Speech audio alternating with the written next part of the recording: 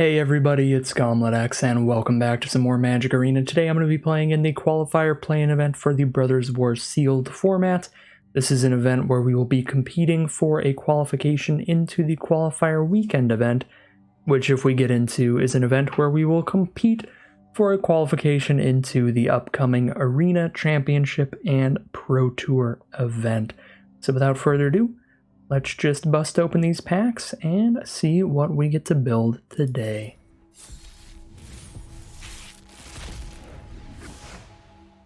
Alright, so this is a 9 rare sealed pool. We see 2 of our retro framed artifact rares here. Mox Amber, which is pretty much unplayable, and Howling Mine, which there are some synergies you can use this with. I wouldn't play this in any deck that doesn't have a way to tap it down. But if you do, you can make this a one-sided card draw engine, which is really powerful. We then have our strongest rare, the Portal to Phyrexia.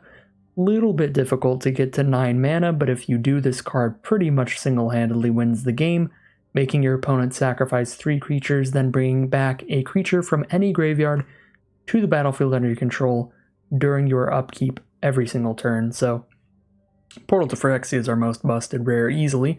Second most busted is probably Mural, Shield of Argive, 4 mana for a 3/4 human shoulder. Shoulder? I guess we'll roll with that. Just a body part over here. During your turn, your opponents can't cast spells or activated abilities of artifacts, creatures, or enchantments, and whenever Mural, Shield of Argyle attacks, you create X soldiers with X, where X is the number of soldiers you control, and of course Mural himself is a soldier. So you trigger that at least one time every time Mural attacks. So this card's super busted. It's one of these snowballing mechanics where your field gets bigger and bigger and bigger every time you attack. And they shut off your opponent's ability to cast any instants during your turn, any of that kind of stuff. So you don't have to play around anything, which is super nice. Next best rare is Urza's Command, a very flexible card, pretty solid one. One of the weaker commands, but still pretty good. It's just because like Titania's Command and Gix's Command are completely busted. That doesn't make Urza's Command any less good. It's still a solid card. We have Fade from History, blow up all artifacts and enchantments. Probably not going to play that, but it is an option. So there's 3 more rares we haven't seen, one of which is from the retro artifacts. Our next 3 rares are Battlefield Forge, completely unplayable. I mean, if we're in red-white, I guess we'll run it. Thorn of Amethyst, 100% unplayable. Non-creature spells cost 1 more to cast. It's not even one-sided. It's just not worth the card. It doesn't affect the board state in any way. And then Mechanized Warfare, another card that's just unplayable and sealed. In draft, you can sometimes play this if you go for a completely mono-red deck, it gets there. But that's pretty much impossible to do in sealed. So our other 3 rares are pretty irrelevant. So let's see what we have in terms of our colorless and multicolored cards. Things that I would really be on the lookout for would be colors with decent ramp or Power Stone production to make our Portal to Phyrexia even more castable, but we'll see. We have 0 multicolored cards in this sealed pool, so we have none of the Signpost uncommons. As for colorless cards, we have the Portal to Phyrexia, of course. We, unfortunately, awkwardly enough, open up a self-assembler with 0 other assembly workers. There are 3 different common assembly workers in this format. We've opened up none of them, which makes the self-assembler completely unplayable. Reconstructed Thopters is a pretty solid addition to any deck, so we're almost definitely going to play Portal to Phyrexia, Reconstructed Thopter in anything we run.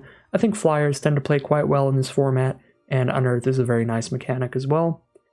Levitating Statue can be pretty good if you have a relatively high non-creature count. And the nice thing about this is that it does trigger off of artifacts as well, not just instants and sorceries that'll give it the counter. So we could play like double Levitating Statue, and then that would make a good use case for cards like Energy Refractor that we just cast and cycle them immediately into drawing a card. Ichor Wellspring does the same. The Wellspring good if you can sacrifice it, and the Refractor is just great in general, since they give you some mana fixing as well. So probably playing all of these artifacts in almost anything we build, but I guess it depends a little bit on how high our creature versus non-creature count is for these statues. And then if we don't play the statues, we might not play the Wellspring if we don't have ways to sacrifice it. So these are the only 100% guaranteed artifacts, I would say. So let's see our individual colors now And to see how they look, let's take a look first and foremost at white. This is where we had Mural, Shield of Argive, as one of the strongest cards in the entire sealed pool. And it looks like we have a pretty good curve of creatures here, as well as some solid removal. 2 copies of Disenchant and 1 copy of Static Net. Static Net being the very good card here, exiling any non-land permanent. Disenchant's a little less flexible, but if our secondary color doesn't have much removal, we'll probably still run these. Thopter Architect isn't a card I'm a massive fan of. The stat line in terms of power and toughness is too low for the mana cost to justify the ability, in my opinion. With the Mural, we have some soldiers, which is nice. Warlord's Elite, which is a flexible one, a 5 mana 4/4, potentially cheaper if you're tapping some artifacts or creatures. Definitely a good synergy with cards like Energy Refractor and really cheap creatures like all these 2 mana cards and 1 mana cards. So I like Warlord's Elite in here. Definitely like Airlift Chaplain, 3 mana for a 2/2 flyer that mills you 3 at worst. And oftentimes, if you need a land, you can pick one up off of this. If you need another cheap creature, you can do that too. Phalanx Vanguard's a very important creature type for us, as well as being a good stat line for 2 mana. Works well with Mural. Power Stone Engineer, less good with Mural, but still good with Portal to Phyrexia, getting a Power Stone token, making that a little more castable. And the Survivors are just a good creature type to go with Mural, so white looks pretty solid here. Double Disenchant, Static Net, Mural, Airlift Chaplain, Warlord's Elite, couple Phalanx Vanguards. Some good stuff in white for sure. Checking out our blue now, we definitely have some unplayable cards in the color. Splitting the Power Stone, sacrifice 1 artifact, make 2 Power Stones. Super bad. Forging the Anchor is also pretty terrible unless you have like 17 plus artifacts in your deck, which is incredibly difficult to pull off. Defabricate is not a card I'm a super big fan of. It's like a Disenchant, but even less flexible. Since it's only a counterspell, you have to specifically only target artifacts and enchantments, and only do it as they're casting it. Mightstone's animation isn't great unless you have a really high non-creature artifact count. This might be okay. We do have a couple energy refractors, and we could end up running the Wellspring that lets us draw a card when we play it. We'll also have a few ways to make Power Stones in this color, thanks to the 3 copies of Koilos Rock. This is very good if you can consistently put it on something, but you really need to have enough artifacts in your deck to make it good. So it's questionable here. Desynchronize is pretty slow interaction. I'm not in love with that. Depth Charge Colossus, pretty slow creature. Also not in love with that. Take Flight can be fine. It's very good if your opponent doesn't immediately have removal for it. But if you dump 4 mana into this and draw just 1 card off of it, it's not a great deal. Right, because you play it, draw 1 card off of it, and then your opponent blows up whatever you put it on, and you lose your Take Flight and the creature, so it doesn't even really feel like you're up a card there. And if you cast this on something and that creature gets immediately killed before it gets 1 attack off, you're very far behind. Again, this wins the game if you get multiple attacks off with this creature if your opponent can't find the removal, but there are some risks to playing it. Archaeologist is not great, it's just filler. Thopter Mechanic is pretty good. 2 mana for a 2/1 that dies into a 1/1 flyer is already a solid card, and this sometimes gets some extra +1/+1 counters when you're playing energy refractors and stuff, so... I mean, there's some solid creatures here. There's no great interaction. There's like 1 Urza's Command and that's it. But solid creatures in blue. I still think I prefer white so far, so blue is our second best color. Blue is number 2 out of 2 of what we've looked at. Well, black certainly has a quantity of cards, it looks like. Not great quality from the first card I've looked at. Thran Vigil is a very bad card. You need to be a very dedicated kind of unearth sort of strategy for it, and even then you need to trigger this at least like 3 times before it pays for its cost, so it's quite slow. Don't love the No One Left Behind either, or Ashnod's Intervention. These are both also just very slow ways to recur cards. As for our creatures, I do like Trench Stalker a lot with double energy refractor. If we have any other incidental card draw, it'll be great. And we do have a tiny bit with like Moment of Defiance here, Thraxodemon here. Killzone Acrobat is a fine card. Skullflayer is a fine card. Locust is a fine card. A bunch of fine filler, nothing super exciting there. But Ashnod's Harvester is an incredible aggressive card. 2 mana for a 3/1.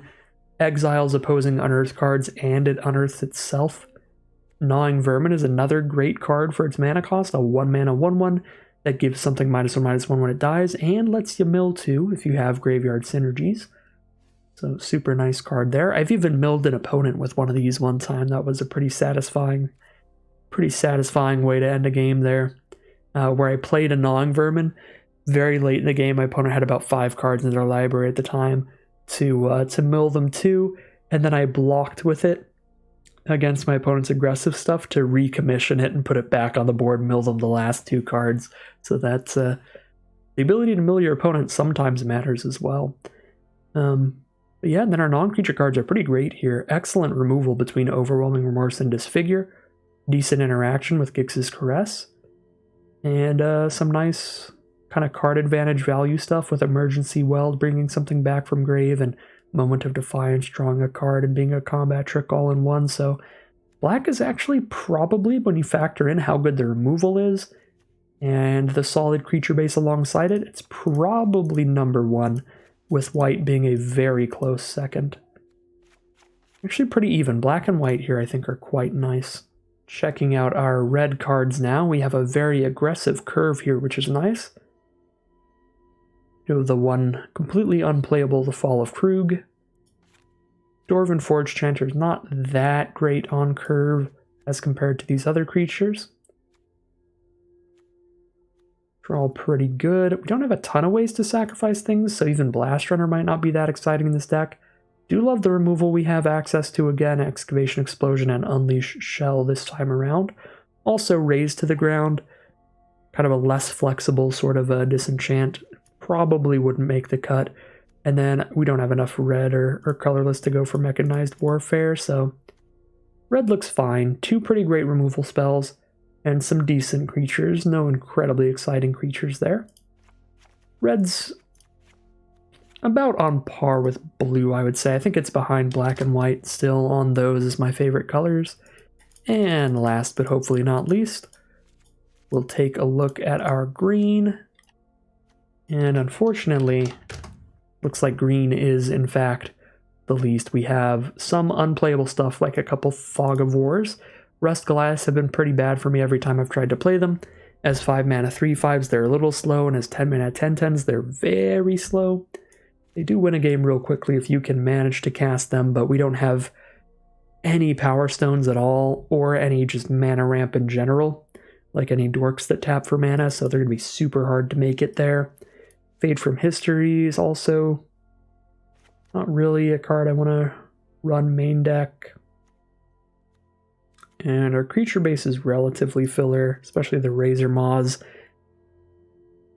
Theoretically, we've got a lot of self-mill going on in the color, which makes the Pallbearer a lot stronger, but we don't have a lot of unearth in our sealed pool in general, so we don't get that much value from milling ourselves this much. So the downsides of self-mill are going to really weigh down on us when we're not getting that much advantage from it. So not in love with the green for that reason. We've got decent removal though. Epic Confrontation, couple Gaia's Gifts is good tricks, and a shoot down there. But I think I want to take a look at black-white here, hopefully. I accidentally cut my reconstructed Thopter. Alright, let's see. I'm going to go ahead and put in the Levitating Statue and Ichor Wellsprings in here. We didn't get anything that synergizes with Howling Mine, unfortunately. Nothing that'll tap that down. Oh, we do have 2 Evolving Wilds and Battlefield Forge. Actually, with 2 Evolving Wilds Battlefield Forge, it should be really easy to splash in at least 1 Excavation Explosion. Right? We just play 1 Mountain, and that's immediately 4 red sources in the deck. Battlefield Forge, 2 Evolving Wilds, and a Mountain. I think Excavation Explosion would be really, really nice in here, and then we could play Juggernaut as well, because you can cast this off of colorless, and we don't need the red mana every time. And when we do, we have that solid unearth ability. Little tiny red splash here for Juggernaut Excavation Explosion actually seems pretty spicy, looking at double Evolving Wilds and Battlefield Forge with 2 energy refractors as well. That's going to be an incredibly easy splash. Yeah, Strongbolt probably still isn't good enough, but It's close because of how easy that splash looks. But yeah, I mean, just black-white with this red splash could be a great place to be.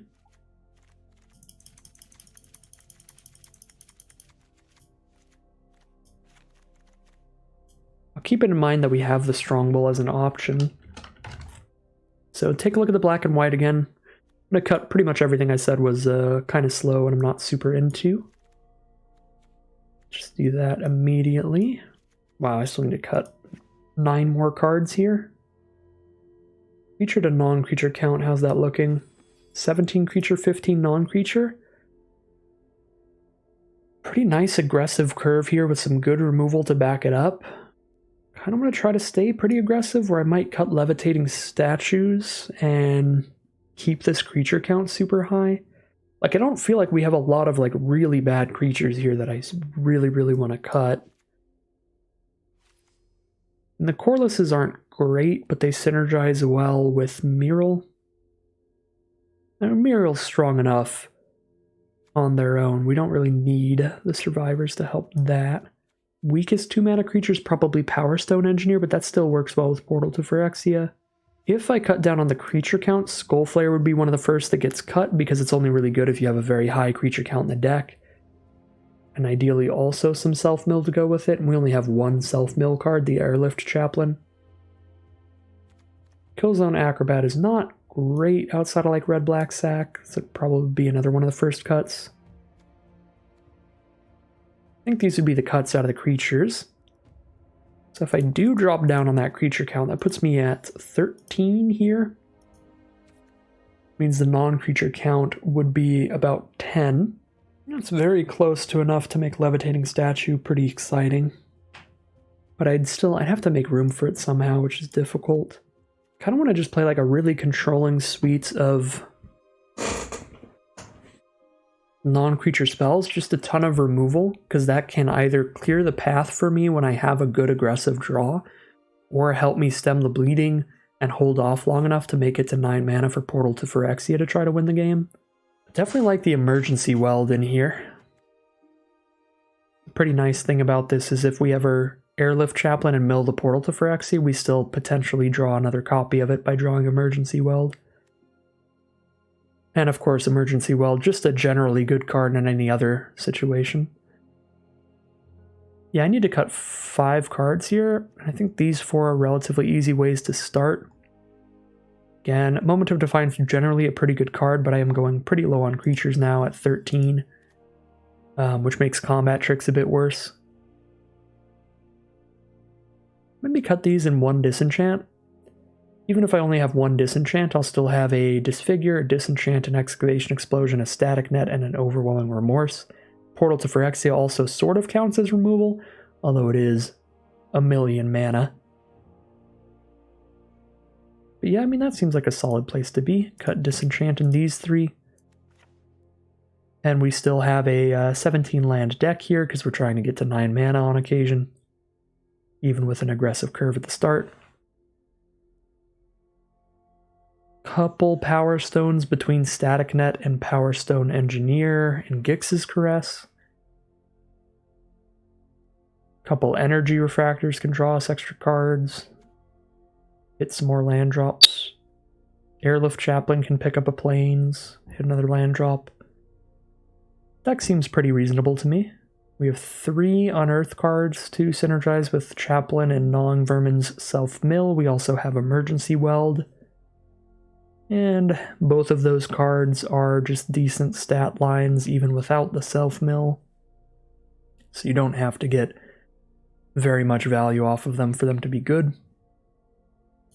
Even just the occasional, ooh, I milled 1 Unearth card is good enough. I don't really see any dramatically better creatures to put in this deck. This is every creature left in the sealed pool. Every single creature that we're not running. The best one is easily Thopter Mechanic, but I mean, that's blue. I'm pretty fine with this creature base. What about the non-creatures here? Only missing out on 1 Disenchant in white. Best black card we're not running is Moment of Defiance, but again, not really enough creatures to use those tricks super well. Not playing Unleashed Shell, but a double red splash might be a little harder. Even with double Refractor, double Evolving Wilds. Yeah, none of our artifacts are that great. Levitating Statue, probably the strongest one we're not running here. But I'm pretty fine with that. I think this is going to be the deck. Alright, here we have a look at the completed deck we'll be playing with today.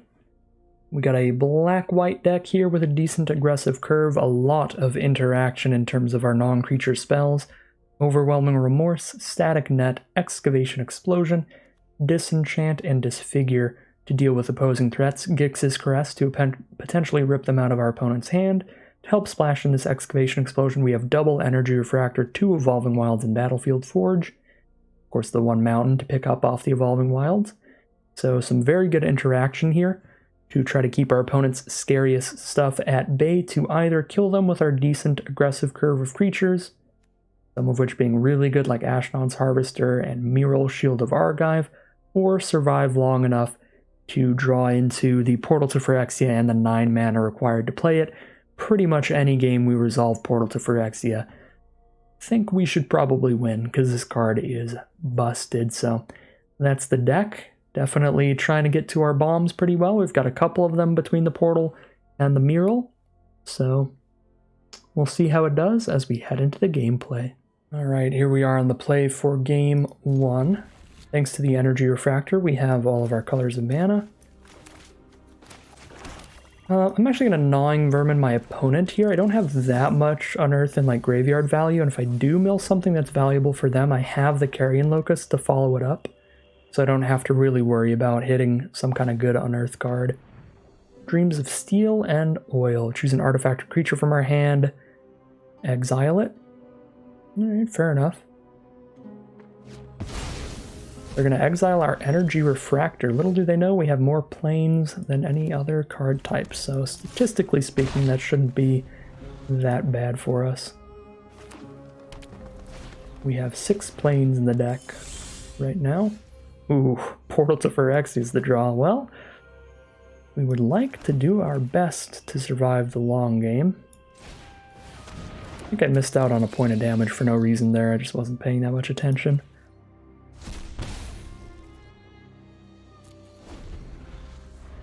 Definitely hold off on blocks here, though. Try to play real defensively till we get to 9 mana if we can. And there's the Evolving Wilds to pull out of planes. I will do that, get to this Airlift Chaplain and see if that can pull out another planes for us.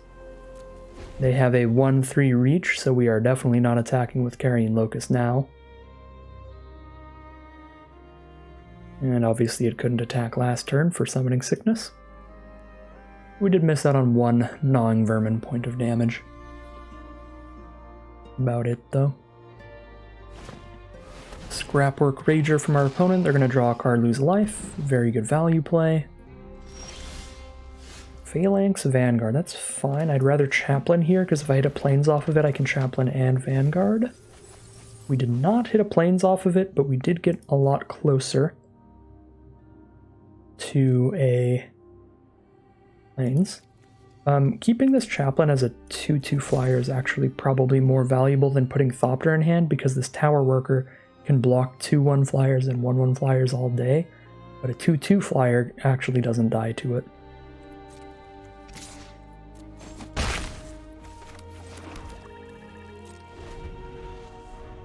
So since it was tapped down there, we will get that 2 Carrion Locust damage in. I guess I could have gotten the Thopter damage in immediately as well.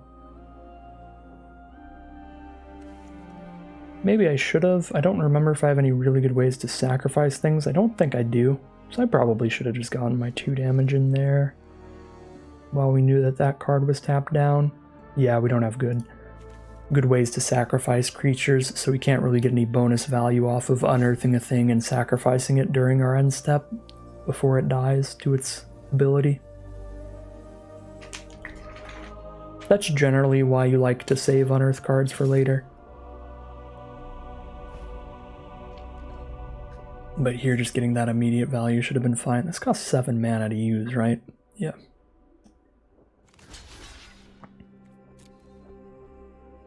probably losing our gnawing vermin to a combat trick. Fair enough, Moment of Defiance it is. Didn't go for the double block because the best combat trick in green would have ruined us if I tried to double block. That's Gaia's Gift, it puts a +1/+1 counter on it and gives it indestructible.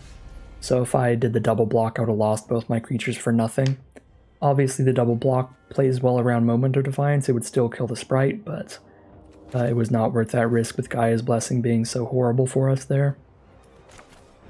Pretty easy Juggernaut. We don't really have any attacks. Just bounce off each other. So don't drop a Juggernaut past the turn.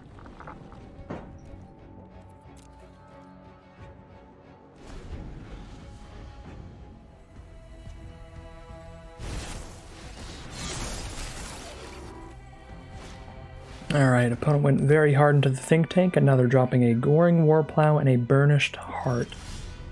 So they have a nice death-touching blocker. Keep drawing more threats, but I really just want more lands here. My opponent has all the blockers in the world, so not particularly happy with these draws. Juggernaut, of course, has to attack here. I really want to attack all? They don't have the scariest crackbacks. 2, 4, 5, 6, 7, 8 maximum. It's either Thopter attack all or just Warlord's Elite attack all, most likely. Going to play the Warlord's Elite here so I know I have a really solid blocker. And they're down to 11.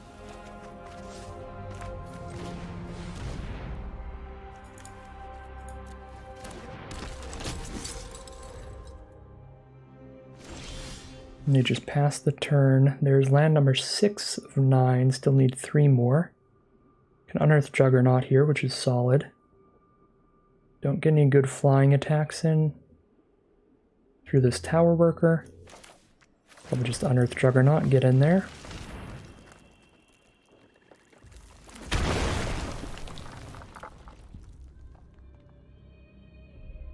Can double block Warlord's Elite. We maybe just go for the double attack here. Yeah, they have to have a trick or double block Warlord's Elite to kill that. They do have a decent double block though, since they have the unearthing 2-power creature. And they can block with that alongside an Argothian sprite or something.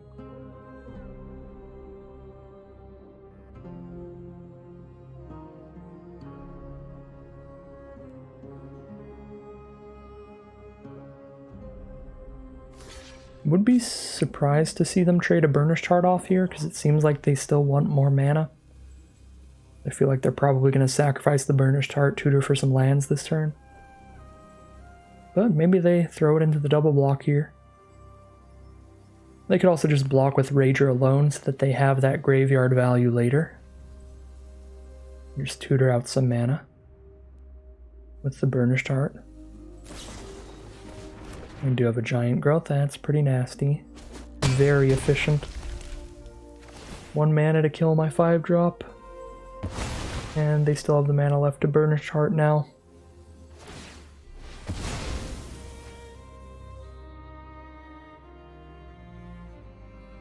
They are down to 6 life, so if they ever tap that Reach creature, they're just dead. On board, so they won't. But that also means if I top deck like an Overwhelming Splendor or Excavation Explosion, they're dead. Not through a Boulder Branch Golem, green's best common creature. Phenomenally good card. Double attack here is a little bold. Could go for the trade on Sprite. Could also just hit for 4, hit for 6 if I drop Thopter. Maybe they have another Boulder Branch Golem. That wouldn't be fun for me.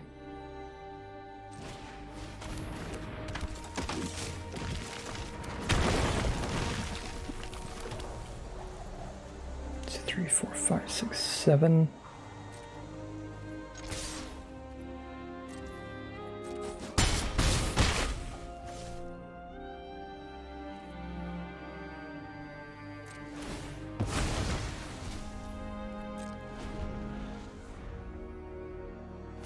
I don't actually think Portal to Phyrexia gets there, because our opponent's board state is so wide.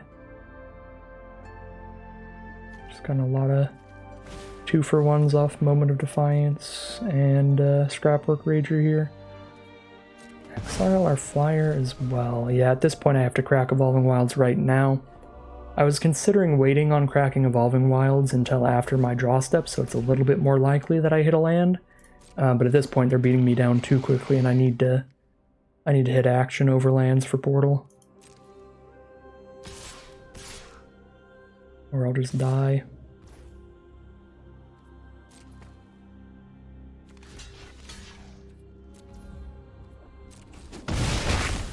Yeah, Boulder Branch Golem was huge here.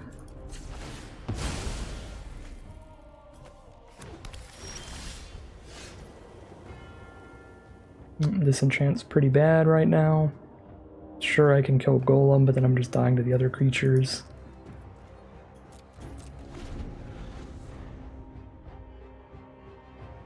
Can't attack into the Anointer. Can't profitably block Rager.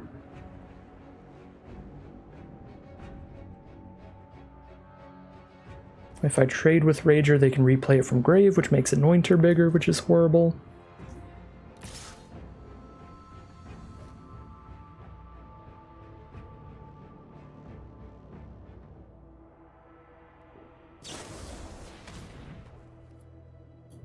Interesting.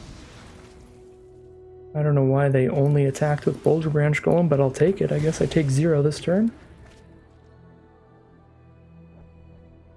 Just play it very safe. In case I draw something on the crap back. Oh. If they never had a Boulder... I guess if they never had a Boulder Branch Golem, they're already dead. Because they gained 6 life from it. But they would have been extra dead. That's rough. Yep, things just did not line up well for us in the end. That's going to be 0-1 to start it off. Game 2, we have an unkeepable hand with terrible mana. Game 3, we have... Or sorry, Game 2 hand number 2, we have all 3 of our colors, so we'll keep that. I don't really want to drop the only creature in the hand, but at the same time, the interaction's really good. I'm just going to drop the only creature in the hand. And there we go. Now we've drawn another 5-drop creature. I have no 2-drop to play, so if I really need to disfigure something right now, I can just do it when they go to my main phase. So let's get the Evolving Wilds out of the way.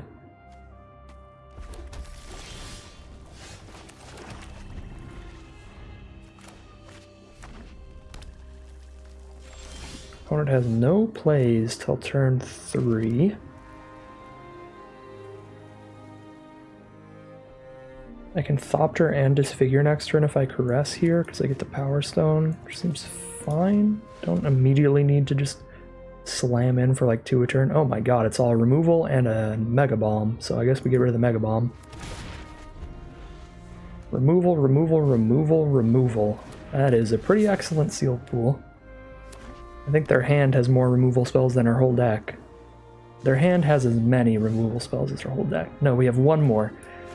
I have drawn every removal spell in the deck outside of the 4-mana Exile card in white.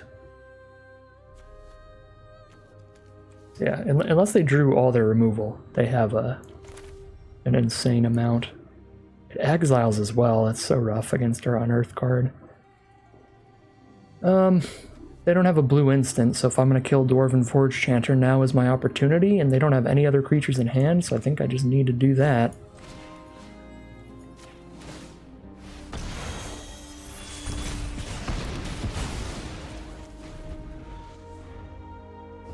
So they're 100% playing on off the top.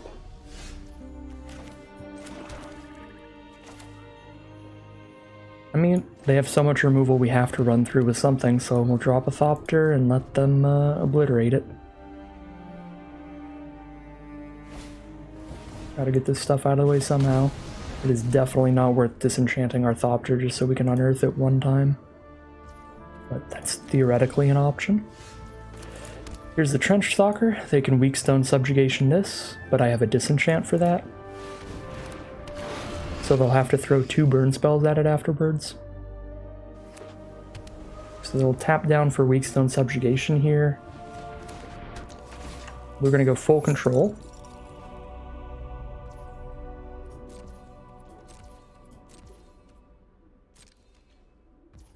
I don't know if we can actually cast something in our turn before our untap. No, so it's going to stay tapped regardless. Yeah, we can't cast anything till the untap step because we didn't have the mana up. So it doesn't matter. We'll just do that during their end step. Wow, we've drawn way better for casting Portal to Phyrexia this game with double Power Stones. There's that freaking Boulder Branch Golem again, though. Card is nuts. I don't have the mana to disenchant this and kill that right now, but I can kill that during my turn. So we disenchant this, attack in. If they block, we disfigure, and if they don't, we Overwhelming Remorse. Mural is not going to give us anything off the attack. Mural has to be the one attacking to do something. And I don't think I want to play Mural until they cast both the removal spells on Trench Stalker here. So, moment of truth here. Our opponent has to decide if it's worth it to spend 2 removal spells to kill our Trench Stalker right now. Which is probably why they're in the think tank. They may be able to do that or do an alternate play. Maybe a creature that's too small to really matter right now. So they're really just deciding, trying to decide as soon as possible if they want to throw 2 removal spells at Trench Stalker, because if they're going to end up doing that later in the game, it would be better to do it as soon as possible, stop the max amount of damage. Probably just trying to factor in how likely that outcome is, that they end up throwing 2 removal spells at Stalker. And if it's probably going to happen in a turn or 2 anyway, they may as well do it now. Urkel Master Wizard is the play, so they are not going to double removal spell Trench Stalker yet. Beginning of your end step, if you've cast a non-creature spell this turn, reveal the top 5 cards of your library. For each type among non-creatures cast this turn, you may put a card from that type into your hand. So next turn they get to look at the top 5 and draw a sorcery if they wait to double spell the Trench Stalker till next turn. Which is why they're going to go for the Urkel first. And now they get kind of a rebate on the cost of like 2-for-1ing themselves to kill Trench Stalker. Right, because now they 2-for-1 themselves to kill Trench Stalker, but then draw a card back from Urkel. Again, if I play Mural here, they can kill Mural with just Obliterating Bolt and then draw a card off Urkel and try to get that card to be enough to 2-for-1 Trench Stalker. So I think that I am still not going to play Mural until they 2-for-1 the Trench Stalker. We now have enough mana for anything in our deck, thanks to this Evolving Wilds, and we have lost to a Keening Stone. Off the top. Yeah, that's it. That's 2 losses. We're out. That's it for the Qualifier play-in events this time around. So, I mean, this card mills me 5, and then it mills me 10, and then it mills me 20. So this kills me in 3 turns. My Trench Stalker kills them in far more than that, and Urkel gets to draw an artifact now. Need to draw exceptionally good to win. Or exceptionally well. Opponent did draw an artifact, they get an Energy Refractor. Land for mana source number 10 is not drawing exceptionally well.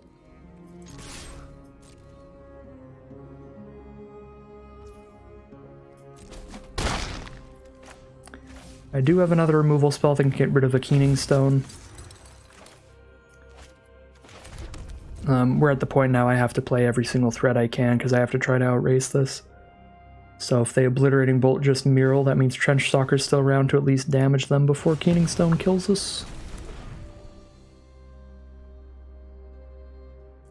Yeah, I do have one more removal spell I can hit the Keening Stone. It's my Oblivion Ring style exile effect, and it's been milled by the Keening Stone. It is the Static Net.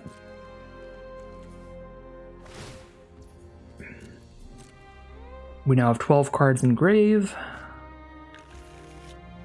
They've drawn into Mishra's command as well. Blow up any creature, give something +X/+O till end of turn. We draw a Phalanx Vanguard. It's not where it's at. Yep, now they can just shoot Stalker for 5.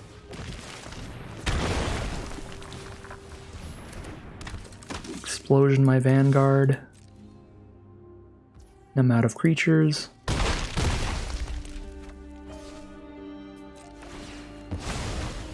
"11 cards in grave. They mill me down to 4 cards in library.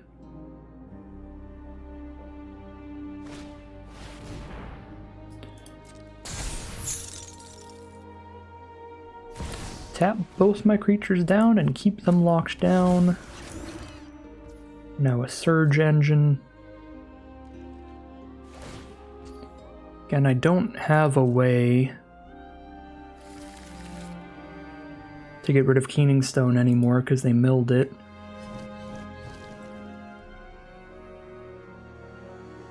And I still have a Portal to Phyrexia. Could maybe mildly outrace if it's literally my top deck, and if it's my top deck I don't need to disfigure right now. Alright, this is literally our last draw step, I believe. Okay. Okay.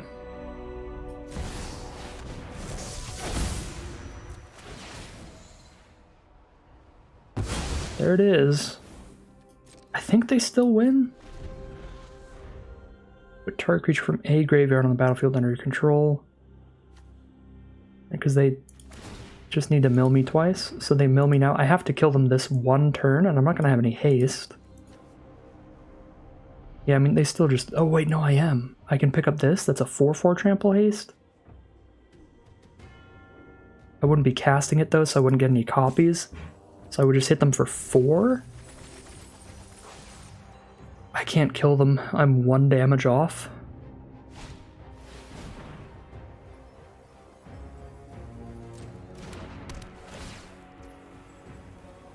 I have 3 cards left in my deck. If they milled my Ashnod's Harvester, they would be dead. And the Harvester's still in there, so if I draw into it, they're also dead. Last draw, it has to be Ashnod's Harvester.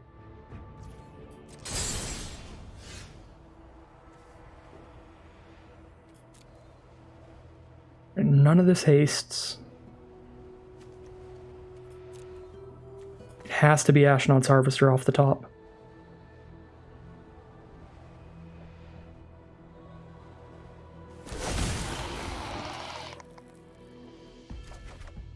Oh my god. So we cast the Harvester, disfigure it, and then unearth it. And that's lethal.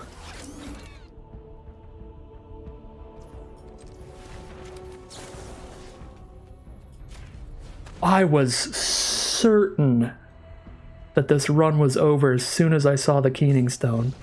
An opponent scoops them up. We had to go runner there. We had to hit exactly Portal to Phyrexia. I mean, after they milled my answer to Keening Stone, we had to hit exactly Portal to Phyrexia.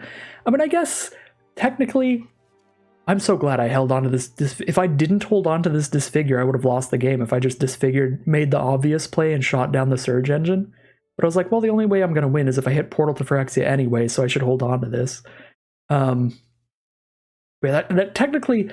Hitting Portal to Phyrexia was astronomically lucky. If we didn't hit that, we definitely would have lost. But top decking that Ashnod's Harvester at the end wasn't actually that absurdly lucky, because if you think about it, our opponent just milled us 11, so in order to win this game, Ashnod's Harvester would have had to have been anywhere in the top 12 or 13 cards of our deck, because it would have had to have been milled or top decked there. So it actually would have been astronomically unlucky there if Ashnod's Harvester was one of the bottom 2 cards, because then we would have won if it was the top 12 but not the bottom 2. So we actually got as close as possible to not drawing the Ashnod's Harvester, because it was almost not in the top 12. But that was the craziest possible lineup of cards they could have put. This was like a scripted game here. Oh my god. All right, there we go. We're 1-1. We're still in it. Let's get in there. At the very least, let's get some gems out of this event and not be too far down the value. Let's go. Here we are now in game 3 on the play. I will be keeping this. We're curving out pretty well here. Don't have a ton of personal unearth stuff, so I could hit opponent's grave because I do have a Carrion Locust in hand. That would be reasonable. I do need to hit a land drop to make sure I can exile whatever I hit. But it's probably still more valuable to just hit my own grave. There goes my static net. Unlucky there. Hit for 1.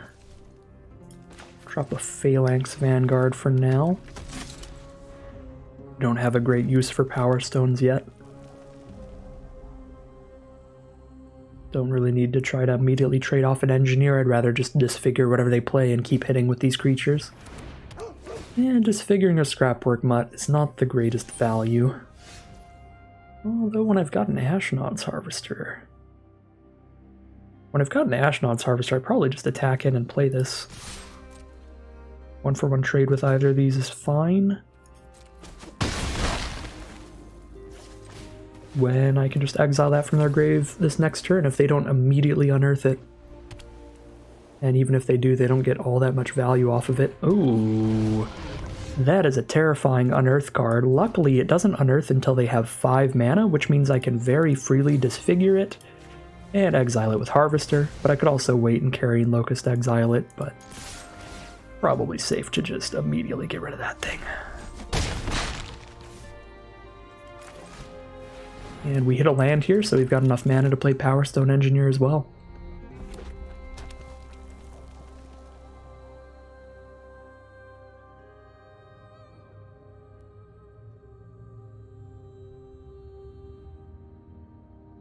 So now would be their opportunity to get that Scrapwork Mutt value. But if they do that, they're spending half of their mana on something that's not going to be able to block for them here. They're going to play a Blitz Automaton instead, and that's pretty good for us because that use of their mana means they're playing a 3-mana card that's now going to trade down into like one of our 2-mana cards. So I'm perfectly happy with that. Now I can play the Carrion Locust and get some extra damage in here. Hook them for 1, exile that. Could have played Phalanx Vanguard as well, because that would essentially be hitting them for 3 also. Because once we animate the Harvester, it will hit pretty hard. Can't attack into the Strongbow with the Engineer, but the Locust can definitely get in the sky. I think I do want to play Vanguard here, because just playing 1 artifact makes that big enough to attack into Strongbow easily. So we'll hold off on the Energy Refractor for now.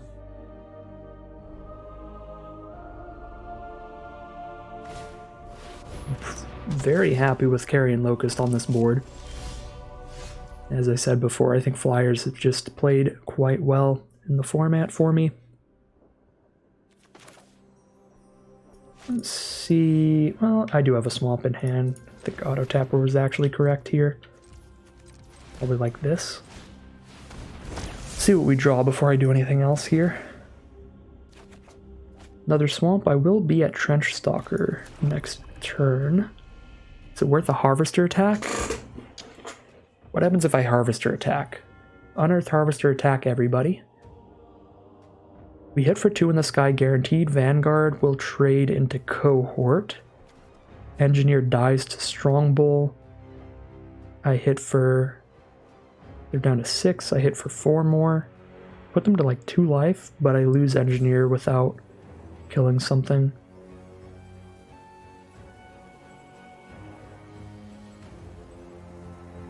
Only one of my creatures doesn't trade, so I think it's actually worth it. Basically sacrificing Power Stone Engineer to hit for a good chunk here. To hit for 4 extra damage.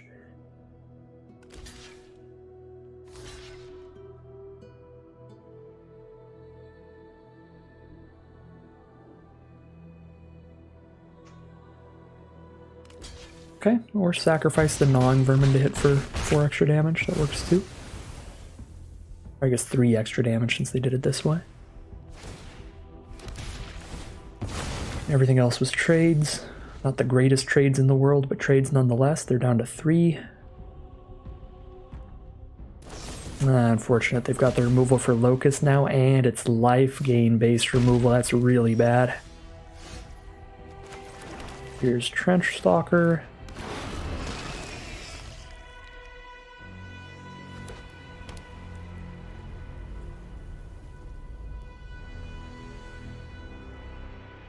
We had them in reach of an Excavation Explosion if their removal wasn't a life gain spell. That's very rough.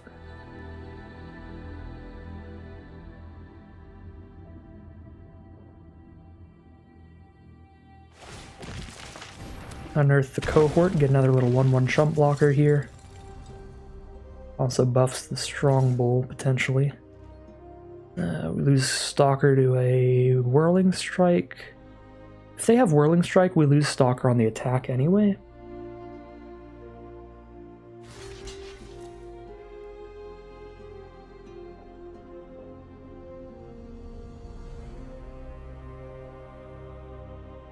I think this is them just trying to sneak in extra damage.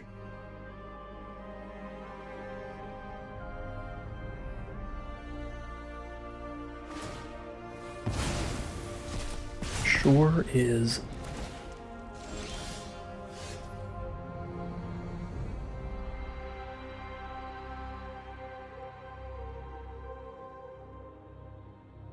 Well, we're 100% attacking in. They're going to chump and deal 1 damage to us. Definitely need 2 Evolving Wilds and make sure there's less lands in our deck for future draw steps. We just need this tiniest bit of action to put us over the edge here.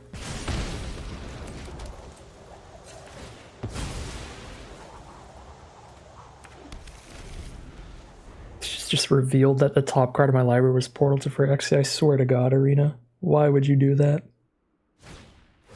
Why would you do that? Oh no, they've got a Visions of Phyrexia. They're drawing 2 cards per turn now. They've got 2 blockers already. Basically, they exile a card during their upkeep. And they may play it during their turn. Airlift Chaplain's very good. It's a flyer. Land, Excavation Explosion. It's chumping time. 4, 5, 6, 7, 8. I am 1 mana off from Portal to Phyrexia anyway, so it's probably okay. It got shuffled back in. Happy with the mill from Airlift Chaplain. Mill a few lands out of the way. Unhappy with the Excavation Explosion mill, though, because that plus a Chaplain attack would just be lethal. And they only got another Strong Bull on the ground from their Visions of Phyrexia. So yeah, if we just drew the Explosion instead of milling it, probably kill them this turn. I guess we'll find out if they blow up our Airlift Chaplain or not. Ooh, had to discard a Tokaji's Welcome. Opponent's deck has really good card draw. They have the red card draw enchantment, card draw engine, and the Tokaji's Welcome, the white one, letting them draw a card every time creatures mana value 3 or less enter the battlefield under their control. I think it's just once per turn, but it's still very good. Yeah, just once per turn, so that it doesn't go infinite with cards that like make a 1/1 whenever you draw a card.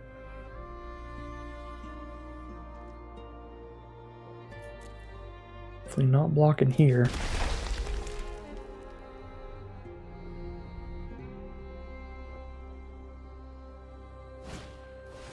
Another Strong Bull for our opponent. Well, now we have Portal to Phyrexia mana if we draw Portal to Phyrexia.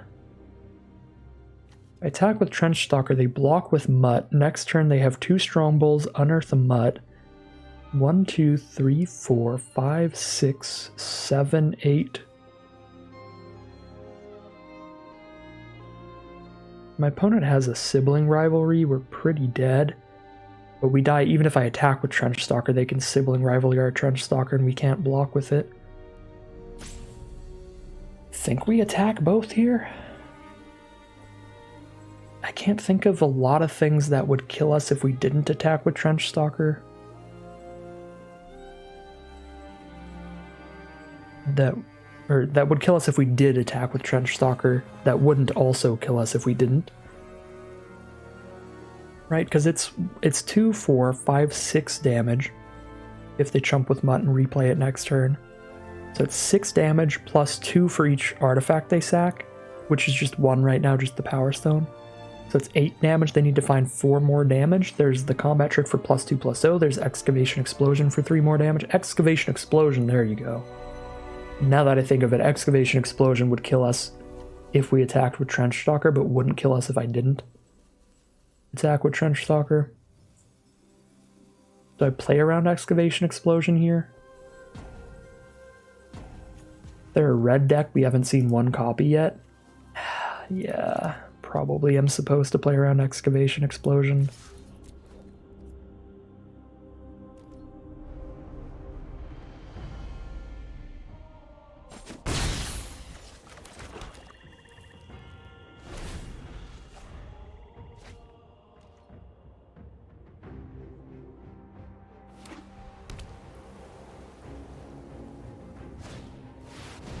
Oh, that also just wins the game.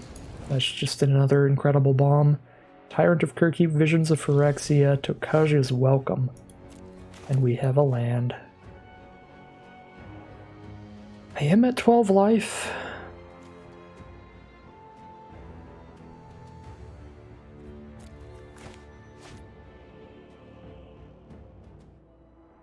Four, 5, 6 damage in the sky.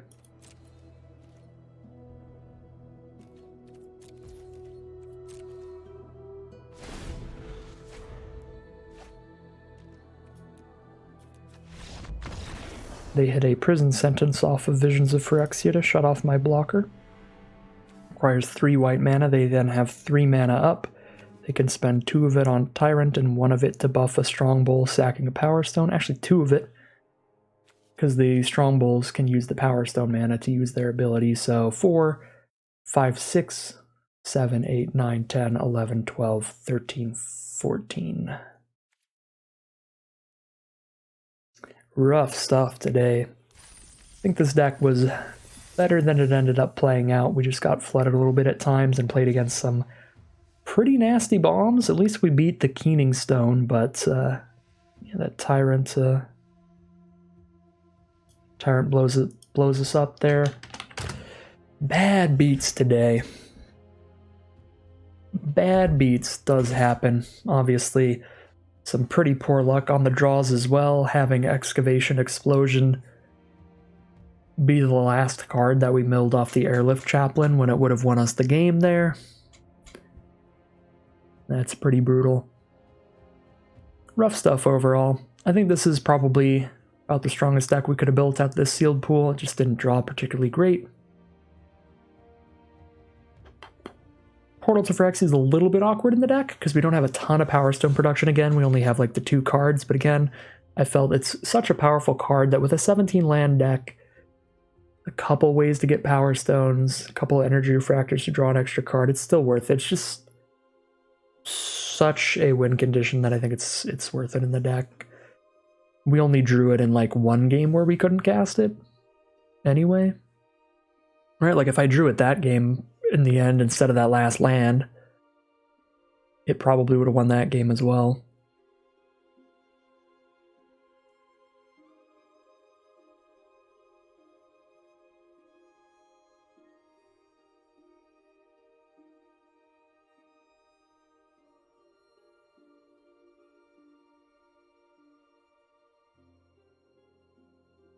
Just drew things in some awkward orders. But again, taking a look through the sealed pool, I mean, these are all of our other creatures. There was really not anything dramatically better. The only bomb or great card that we didn't end up running is like Urza's Command, which isn't that bomby. It's the weakest, not the weakest, but one of the weaker commands. Most of our rares are pretty much unplayable. Yep. I think I built the deck pretty well.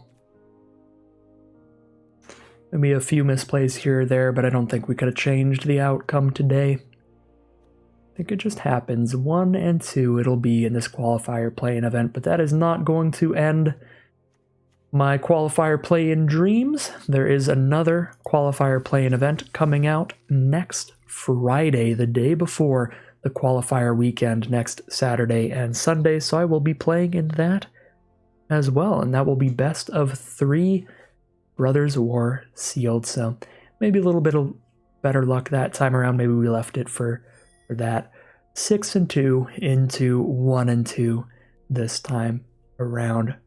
So overall, I think that means we're just down 1,000 gems because we got 6,000 off the first attempt. We get 1,000 this time. Is what it is. I'll take it. That is going to end today's video. If you enjoyed this video and you'd like to see more like it, make sure to like, comment, and subscribe to let the YouTube algorithm know to send you some more of these videos in your recommended feeds. And as always, thank you very much for watching, and I'll see you again soon for some more Magic Arena.